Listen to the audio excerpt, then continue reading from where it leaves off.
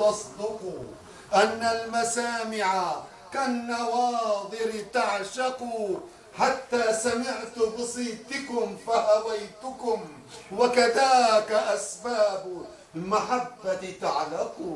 قد انعش العطشان بل طريقه، ويغص بالماء الكثير ويشرق، ولقد قنعت عن الوصال بلحظة إذ لم يكن لي للوصال تطرق. يا سلام.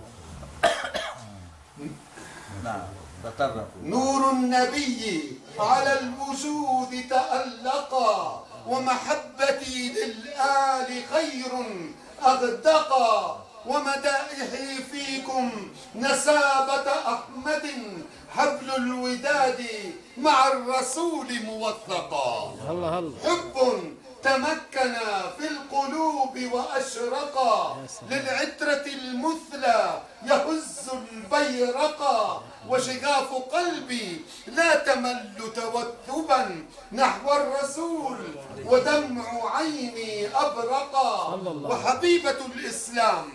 وحبيبة الإسلام بنت محمد فاقت على كل النساء تألقا، هي في رحاب حبيبنا محبوبة، في نسلها غصن السيادة أورقا.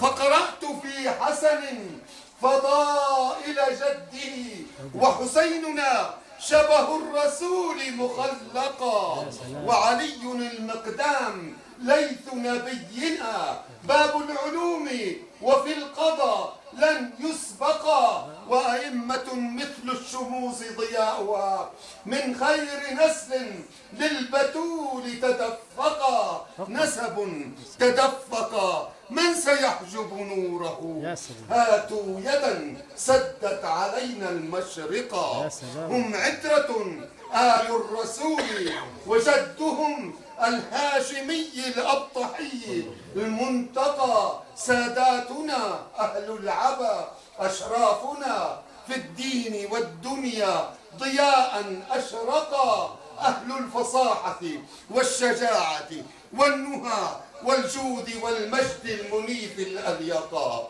أنا في حماكم آل بيت محمد، شدوا يدي لسفينة لن تغرقا، حملي ثقيل بانتظار غياثكم، حالي ضعيف والفؤاد تحرقا. ثم الصلاة على النبي وآله، ما فيلق بالحب يتلو فيلقا. صلوا عليه.